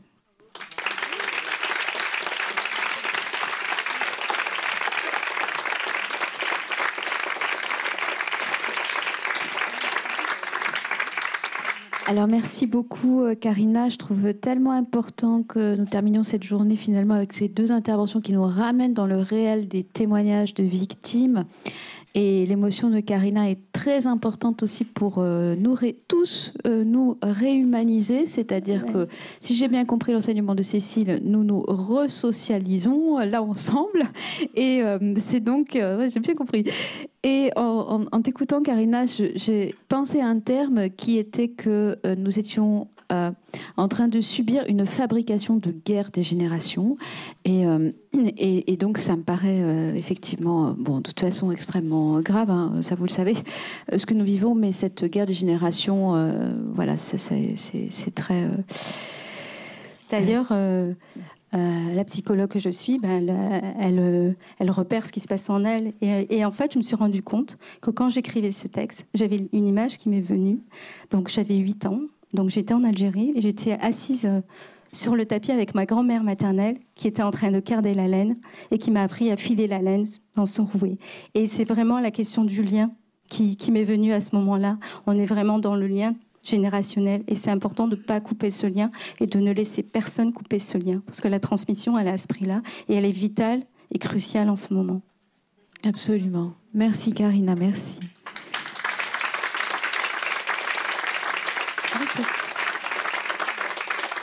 Alors, questions, remarques, interventions qui... Oui, non, mais c'était très fort et très nécessaire hein, de terminer la journée. Il y a une main là-bas. Alors, je vais ramener le micro. Et puis après, on essaiera de continuer avec Virginie. Bon, ma question, c'est par rapport aux parents qui ont été les bourreaux de leurs enfants parce qu'ils étaient sous l'effet de la dissociation. Une fois que la dissociation sera passée, ils seront dans la mémoire traumatique qui va être réveillée par des stimuli, des images, n'importe quoi, qui va leur rappeler qu'ils ont été les bourreaux de leurs enfants. Est-ce que ces parents, eux-mêmes, vont avoir un comportement traumatique après? Est-ce qu'ils vont avoir des séquelles psychologiques ou est-ce qu'ils vont être obligés de se remettre dans la dissociation pour oublier ce qu'ils ont fait à leurs enfants? J'ai envie de vous dire, hein, quand on sort de la dissociation, on n'y retourne plus. Hein, ça, c'est la thérapeute EMDR qui vous le dit. Ça devient, c'est pour ça que je parlais de mémoire traumatique. Quand on relie les mémoires traumatiques entre elles, ça devient un souvenir à partir duquel on peut parler. C'est pour ça que le dialogue est important. Hein. Et je parle souvent de compassion, c'est-à-dire que ces parents vont souffrir de voir ce qu'ils ont, de se rendre compte de ce qu'ils ont fait. Donc c'est à ce moment-là, effectivement, qu'il faudra redialoguer et réinstaurer en permanence le dialogue sur ce qui s'est passé. C'est pour ça que malgré, hein, on a tous traversé ça, une impulsion à être en colère, à être furieux envers les parents qui ont maltraité leurs enfants, mais il faudrait vraiment être dans le dialogue, dans la compassion et rassurer ses parents de ce qu'ils ont fait. Hein. C'est paradoxal à dire, hein, mais ils ont été bourreaux malgré eux parce qu'ils ont été complètement manipulés. Ça, c'est OK pour ces parents-là, ceux qui vraiment, sincèrement, regrettent, vont finir par le regretter. Maintenant, qu'en est-il des parents où ils savaient que ce qu'ils faisaient n'était pas bon et qui continuent dans le déni? Tout le monde n'était pas traumatisé. Il y a des parents qui ont obéi à l'autorité parce qu'ils ne dérogeront pas à cette règle-là. Hein. Il y a pas de, chaque parent va faire en fonction de ses propres croyances aussi. Si déni, ils sont déjà...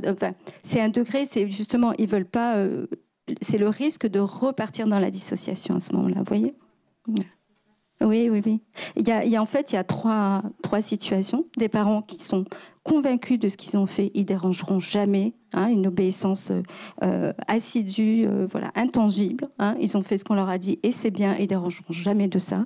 Il y a des parents qui, eux, sont traumatisés, qui sont dissociés. Quand on aura travaillé ça, quand ce sera devenu un souvenir, il faudra réinstaurer le dialogue, parler sur ce qui s'est passé pour que ça fasse enseignement et qu'eux-mêmes puissent être à nouveau dans une situation parentale rassurante auprès de leurs enfants. Et puis, il y a des personnes qui vont rester dans la dissociation parce que c'est trop compliqué, c'est trop douloureux.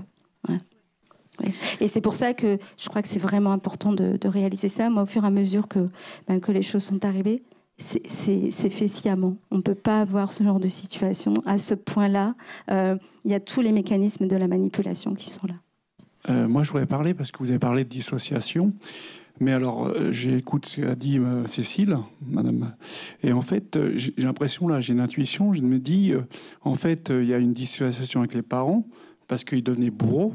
Mais après, on rajoute encore des protocoles supplémentaires. Donc, effectivement, pour sortir de ce trouble dissociatif, je ne sais pas si c'est pour les termes, et ben en fait, on ramène encore un autre traumatisme pour dissocier encore la personnalité. Et ça, je voudrais savoir si vous en parliez. C'est intéressant d'en parler. Si vous voulez, le mécanisme initial, c'est la peur. Il faut toujours qu'il y ait la peur pour que la dissociation soit maintenue.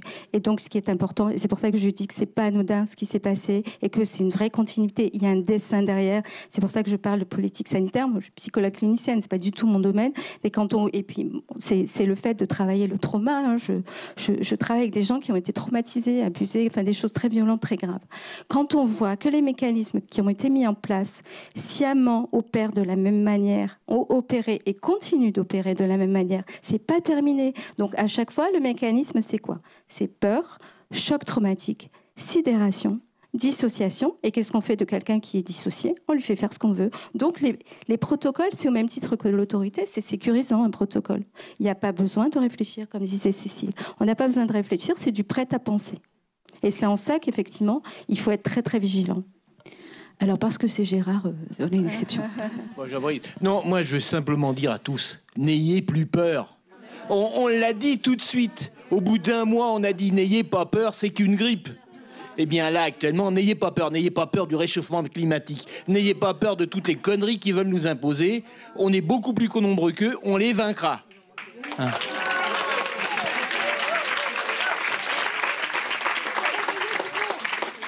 Alors, maintenant... On les vaincra par le discours relativement gentil avec les bourreaux d'enfants, car je rappelle que les nazis dans les camps, ils disaient « c'est pas de ma faute, j'ai obéi aux ordres ». C'était quand même des bourreaux. Il ne s'agit pas de nier les choses, il s'agit de comprendre le mécanisme. Et il y a méchant avec eux pour essayer de les ramener du côté ensoleillé des choses. Mais en tout cas, on avance. On avance. Alors, je donne la parole, comme promis, à Virginie Daro-Recchia pour les perspectives. Voilà. On va essayer. Oui, alors, à la fin de cette journée, on se rend compte quand même que l'élément intentionnel que l'on recherche toujours en droit criminel, en droit pénal, est quand même établi. Voilà, on a fait point par point toutes les souffrances et les traumatismes qu'ont subis les enfants, et on ne le dira jamais assez. Et puis, comme on dit toujours, pour ne pas recommencer les erreurs, voilà, il faut établir les éléments de l'histoire. J'espère sincèrement qu'on ne reviendra pas à ce genre de mesures. Alors, vous allez voir qu'il y a un lien, en fait, et on ne l'a pas fait exprès, mais il y a un lien entre cette intervention et la mienne. Vous allez comprendre très vite. Donc, Ariane Bilran, dans son livre, a dit « Il faut bien comprendre que si l'enfant n'est pas la propriété de ses parents, il n'est surtout pas, car c'est pire, la propriété de l'État, dont il devrait subir les idéologies. Les États totalitaires se sont toujours appropriés les enfants en les arrachant à leur famille. Car l'enfant n'est la propriété de personne. En revanche, il doit être mis sous protection par tous, famille comme État. La prévention des risques et la protection des mineurs n'a rien à voir avec une éducation sexuelle de l'enfant ou son exposition à la sexualité adulte. Enfin, on peut comprendre que c'est pour l'intégralité des mesures que les enfants ne sont pas la propriété de l'État. Alors, concernant les solutions, en particulier pour cette histoire des droits sexuels, parce que je suis intervenue sur les autres points déjà, mais je voudrais rappeler aux parents, et je vais peut-être retrouver ce que j'avais écrit, en défense de l'autorité parentale, parce que c'est là qu'il va falloir axer la défense. Je me répète. La Convention relative aux droits de l'enfant, adoptée par l'Assemblée générale des Nations unies le 20 novembre 1989, dit ceci, article 1er, au sens de la présente convention, un enfant s'entend de tout être humain âgé de moins de 18 ans. Point 2. Les États parties s'engagent à assurer à l'enfant la protection et les soins nécessaires à son bien-être, compte tenu des droits et des devoirs de ses parents, de ses tuteurs ou des autres personnes légalement responsables de lui, et ils prennent à cette fin toutes les mesures législatives et administratives appropriées. En 5, article 5, les États parties respectent la responsabilité, le droit et le devoir qu'ont les parents ou, le cas échéant, les membres de la famille élargie ou de la communauté comme prévu par la coutume locale, les tuteurs ou autres personnes légalement responsables de l'enfant, de donner à celui-ci d'une manière qui corresponde au développement de ses capacités, l'orientation et les conseils appropriés à l'exercice des droits que lui reconnaît la présente convention. Donc on voit déjà que la convention relative aux droits de l'enfant, qui est donc convention internationale, qui est au-dessus des règlements et au-dessus des lois françaises, privilégie les droits des parents. C'est pas ce que l'on constate aujourd'hui. On a également nos articles du Code civil qu'il faut rappeler. Je l'ai dit ce matin, mais je vais le redire. L'article 371.1 du Code civil, l'autorité parentale est un ensemble de droits et de devoirs ayant pour finalité l'intérêt de l'enfant. Elle appartient aux parents jusqu'à la majorité ou l'émancipation de l'enfant pour le protéger dans sa sécurité, sa santé et sa moralité, pour assurer son éducation et permettre son développement dans le respect dû à sa personne. L'article 372 vous dit « Les pères et mères exercent en commun l'autorité parentale ». Ça, c'est pour la petite histoire des vaccinations qui ont été faites par un seul des parents. C'était complètement illégal. Et il y a eu beaucoup de conflits au sein des familles, déconstruites ou reconstruites, bref, à cause de ça. Donc, vous voyez que, bon, dans un régime tel que l'on vit, que celui qu'on vit actuellement, les lois sont un petit peu mises de côté. Donc, ça, c'est la partie générale. Donc, j'en viens, en fait, à mon idée de garde-fou qui provient d'un enseignement de l'arrêt de la Cour européenne des droits de l'homme, Kjeldsen, Bøtt-Madsen et Pedersen contre Danemark, du 7 décembre 1976. Au Danemark, l'éducation sexuelle a été mise en place dès 1945 dans les écoles publiques, mais ça n'a pas été rendu obligatoire. Cela l'a été en 1970. L'enseignement, dit la Cour, doit être dispensé avec tact pour ne pas choquer ou effrayer l'enfant. Il doit respecter le droit de chaque enfant à continuer d'adhérer aux conceptions qu'il s'est lui-même forgées. Là, en l'occurrence, il ne s'est pas du tout forgé de conception. Il est interdit d'informer les écoliers des techniques de copulation, pas d'expressions vulgaires ni de photos érotiques. Ça, c'était dans le cadre de la loi danoise. Des parents ont néanmoins porté plainte devant la Cour au motif de la violation du protocole numéro 1, article 2 additionnel à la CEDH, qui dit, et ça c'est très très important, l'État, dans l'exercice des fonctions qu'il assumera dans le domaine de l'éducation et de l'enseignement, respectera le droit des parents d'assurer cette éducation et cet enseignement conformément à leurs convictions religieuses et philosophiques. Alors je propose que les parents se servent de ce bouclier. On parle bien de convictions religieuses et philosophiques. Donc, ce qui signifie que la Cour européenne des droits de l'homme et donc la Convention européenne des droits de l'homme en son protocole numéro 1 attache de l'importance à ces convictions et que l'État ne doit pas y faire obstacle. C'est en s'acquittant d'un devoir naturel envers leurs enfants dont il leur incombe en priorité d'assurer l'éducation et l'enseignement que les parents peuvent exiger de l'État le respect de leurs convictions religieuses et philosophiques. À cela s'ajoutent les articles 8, 9 et 10 de la Cour européenne des droits de l'homme, c'est-à-dire le respect de la vie privée et familiale, dont on a parlé tout à l'heure, qui vient en opposition finalement dans cette histoire avec le droit à la santé à outrance, qui n'en est pas de toute façon, puisqu'on voit que les enfants sont brisés. Liberté de pensée, de conscience et de religion, et la liberté de recevoir et de communiquer des idées ou des informations.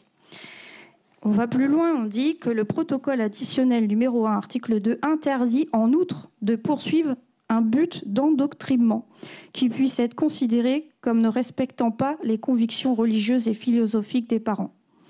Là se place en réalité la limite à ne pas dépasser. Là, je crois qu'on est en train de la dépasser, donc il est temps de faire valoir nos droits. Parce que l'argument récurrent est celui de vérifier que cette éducation ne peut pas être inculquée par d'autres biais. Il s'agit de la sempiternelle remarque sur l'obtention de l'information par les réseaux sociaux et Internet. C'est vrai on entend ça. Il vaut mieux les éduquer à la sexualité à l'école parce qu'ils tombent sur sacrée image sur Internet. Mais enfin bon, à 3 ans, je ne sais pas si des parents laissent des enfants regarder des... Je sais pas, c'est dans quelle famille cela se passe. Je ne sais pas, mais pas dans les familles normales, si on peut parler de normalité. L'État tenterait donc d'alerter les enfants sur les naissances hors mariage, les avortements et les maladies vénériennes. Dans les faits, il n'y a aucune utilité, car cela ne correspond pas aux préoccupations des enfants ni à leur maturation. Donc, comme je disais ce matin, nous rappelons que le taux d'avortement en France est moins élevé que celui de la Suède et quasi équivalent à celui du Danemark sans éducation sexuelle. Quasiment, je veux dire. Ça reste quand même l'exception encore aujourd'hui. En l'espèce, en 1976, la Cour indique qu'il ne s'agit pas d'exalter le sexe, ni à inciter les élèves à se livrer précocement à des pratiques dangereuses pour leur équilibre, leur santé ou leur avenir, ou répréhensibles aux yeux de beaucoup de parents. Bon, c'était 1976, mais c'est une jurisprudence qui reste néanmoins à prendre en compte pour pouvoir combattre ce qui est en train de se passer.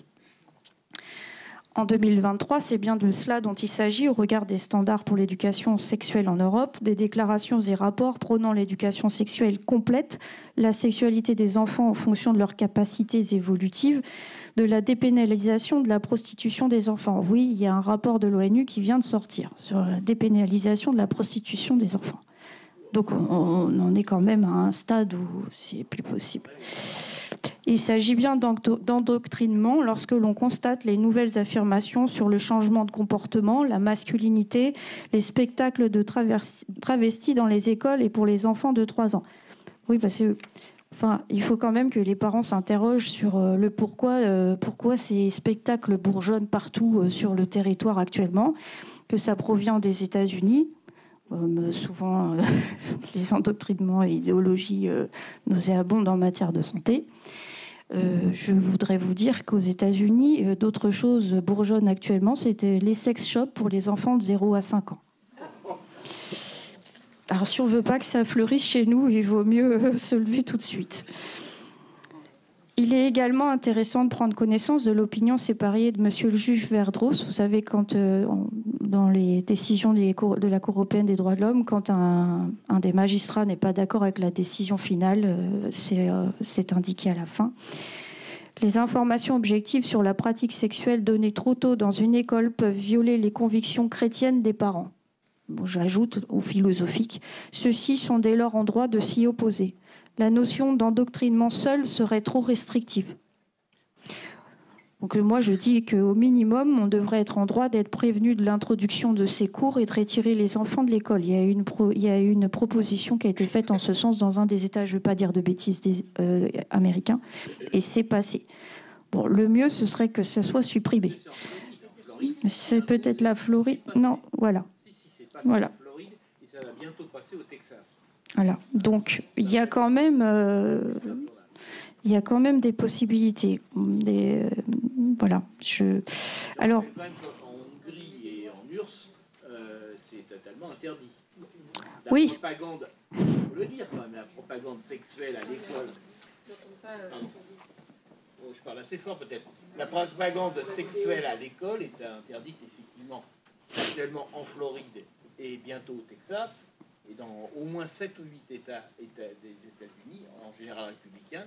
Elle est également interdite en Hongrie et en URSS, donc en Russie. En Russie. Donc il ne faut pas dire que nos demandes sont totalement aberrantes. Non, non, ce serait le minimum. Ce serait le minimum. J'espère que des magistrats et des parlementaires écouteront ce qu'on vient de dire tout le long de la journée, parce que c'est extrêmement important. Je rappelle aux parents aussi, mais je ne suis pas en train de faire la leçon, hein, mais c'est vraiment des éléments pour que vous puissiez vous défendre. Il y a un délit d'abandon moral de l'enfant qui existe dans le code pénal français, c'est l'article 227-17. Le fait de se soustraire sans motif légitime à ses obligations légales au point de compromettre gravement la santé, la sécurité, la moralité ou l'éducation de l'enfant.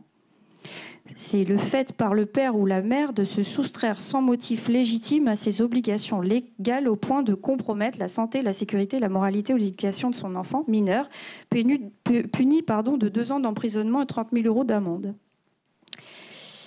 Je fais une aparté sur le fait qu'on nous raconte aujourd'hui que 2 mineurs peuvent avoir des rapports sexuels, que tout est libre. Eh bien, ça porte atteinte à l'autorité parentale, il faut le savoir, et que donc il y a possibilité de soustraction de mineurs par un tiers. Article 227.8 du Code pénal. Donc il y a vraiment beaucoup de n'importe quoi quand même sur les réseaux et même sur les sites de l'État. C'est ce que dit Ariane dans son livre. Donc, les relations sexuelles entre mineurs, non, ça n'est pas. Ça viole l'autorité parentale. Il faut le savoir. Je voudrais terminer parce que je pense qu'il faudrait axer sur notre défense sur cette idée. On rappelait déjà de faire jaillir la spiritualité, la sagesse. Voilà, revenir à ses racines, mais également en droit revendiquer ses convictions, tant religieuses que philosophiques. Même si vous ne les avez pas, il est le temps d'en avoir.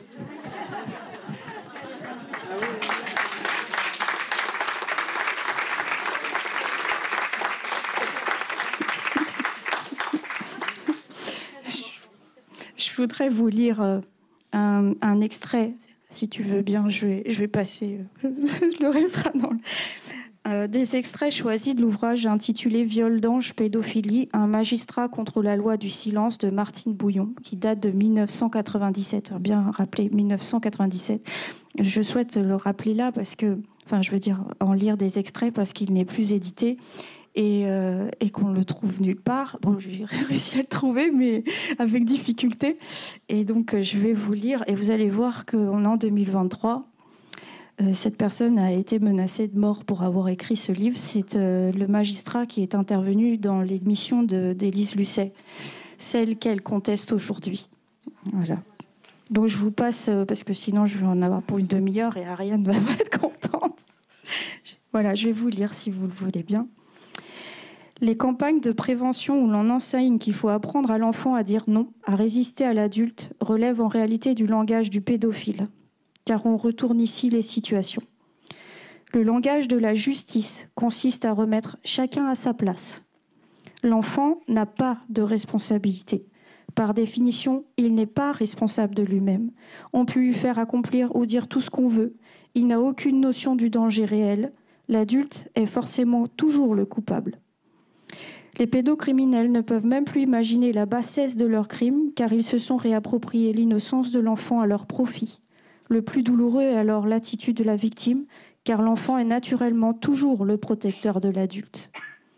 L'enfant est pur, il ne peut pas accepter les impuretés de ses parents, il ne peut pas sortir d'une source impure, préfère immédiatement rejeter la responsabilité et la faute sur lui-même. Ça, je vous avoue que c'est, à titre personnel, c'est quelque chose de très émouvant parce que quand on se dit qu'un enfant est prêt à se sacrifier pour un adulte, il faudrait peut-être que les adultes apprennent à sacrifier pour les enfants aussi. L'adulte ne faisant pas son travail, ne remplissant pas son rôle, l'enfant le joue à sa place, il se sacrifie. Les pédocriminels utilisent cette tendance naturelle. Je ne peux pas en vouloir à mon père ou à ma mère parce qu'ils sont irréprochables. Donc, je ne peux que me détruire. L'enfant innocent ne réalise pas tout ce qui se passe. Il n'a ni les mots, ni la force, ni la puissance psychique nécessaire pour pouvoir répondre à son agresseur. Il n'y a pas d'enfants pervers. Il n'y a que des enfants qui ont été pervertis par d'autres, principalement par des adultes. Vous voyez qu'on rejoint ce qu'ont dit les experts tout le long de la journée. Alors, lors d'une conférence à Stockholm, cet auteur, ce magistrat, a appuyé qu'il fallait considérer juridiquement la pédophilie comme un crime contre l'humain. La personne la plus sacrée au monde doit être l'enfant. Il est l'avenir de l'humanité.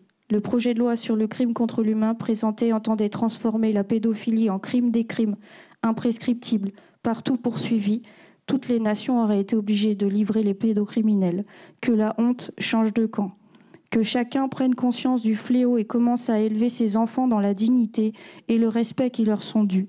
Si tout un chacun respecte l'autre et que la société peut repartir sur des bases saines, les abus diminueront. Si on continue comme aujourd'hui, un jour prochain, on se réveillera dans le monde de Sodome et Gomorrhe ou dans l'enfer de Dante.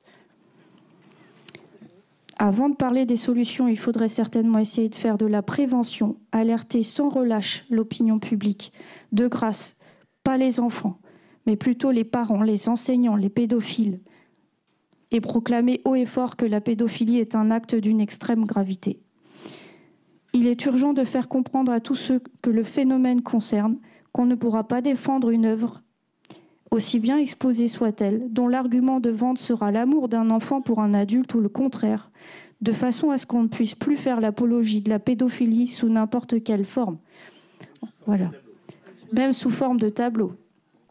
Je rappelle en fait que la loi sur la liberté de la presse, article 23 et article 24, interdit de faire l'apologie des agressions sexuelles et que donc la ministre de la Culture a tenu des propos qui n'étaient pas conformes au droit et même répréhensibles pénalement.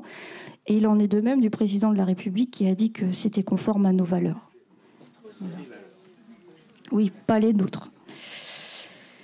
Alors, en matière de pédophilie, il n'y a pas d'activité sexuelle ou érotique possible avec les enfants et il ne peut y en avoir. C'est un principe de base. Le rapport sexuel avec un enfant est un interdit majeur au même titre que l'inceste. Même interdit pour l'utilisation de l'image de l'enfant à des fins sexuelles à bannir radicalement. Entreprendre une revalorisation de la dignité humaine de la personne. L'enfant est ce qu'il y a de plus sacré en l'être humain. Il faut choisir l'enfant et ne le sacrifier systématiquement sur l'autel de l'adulte en proie à ses pulsions. Le magistrat, et là, est le représentant naturel des libertés individuelles et il en est le garant. Personne plus que lui ne doit lutter pied à pied contre la pédophilie. Le juge régule les comportements sociaux, comme le médecin les comportements physiques et le prêtre les comportements spirituels, personnage clé de l'édifice social.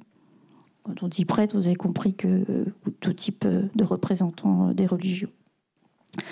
Aujourd'hui, nous sommes confrontés à ces histoires transfrontalières entre les transgressions divines, mentales et sociales, purement physiques. Chacun se décharge sur l'autre de ses responsabilités.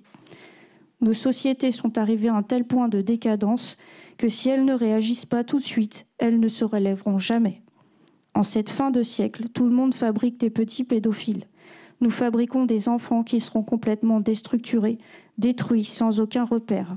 C'est de la démence complète. Un enfant impubère, je le répète, est un enfant asexué. On ne peut donc pas chercher le sexe chez lui qui n'en a pas. Si on s'acharne à le faire, c'est que plus personne n'a de place dans cette société. Les femmes jouent un rôle d'homme, les enfants jouent un rôle de femme, mais personne ne sait jusqu'où les premières peuvent être virilisées et les seconds être considérées comme tendres et maternelles. Non. Plus personne ne possède sa propre définition de ce qu'est la maternité, la paternité et du rôle à jouer d'un côté ou de l'autre.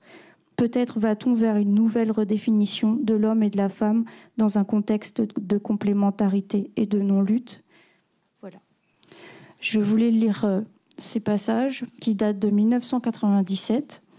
Et aujourd'hui, je pense que son constat est le même et qu'il est vraiment temps que l'on s'occupe de se responsabiliser en tant qu'adulte, de s'instruire auprès des experts et de laisser les enfants tranquilles. Voilà, merci.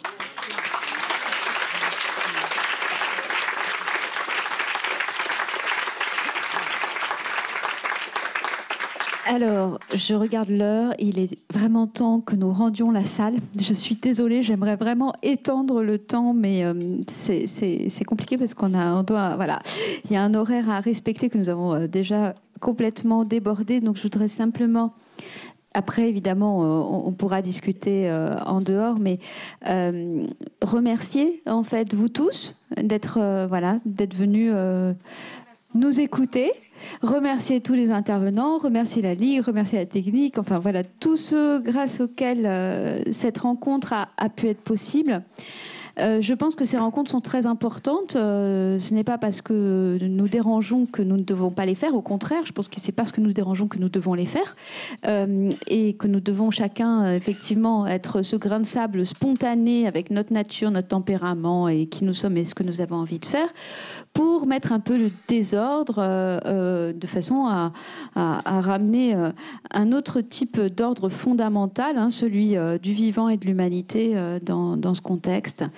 Donc je crois que le mot de la fin, c'est effectivement le travail de mémoire, le travail d'information, la recherche de vérité, la nécessité de faire preuve de courage. Encore une fois, ce n'est pas d'abord trouver un groupe pour ensuite avoir du courage. Non, c'est d'abord avoir un courage individuel et ensuite on trouvera son groupe. C'est comme ça que ça marche, c'est dans ce sens-là. Donc, je vous remercie encore. Vraiment, un immense merci du fond du cœur. Merci à tous et à bientôt.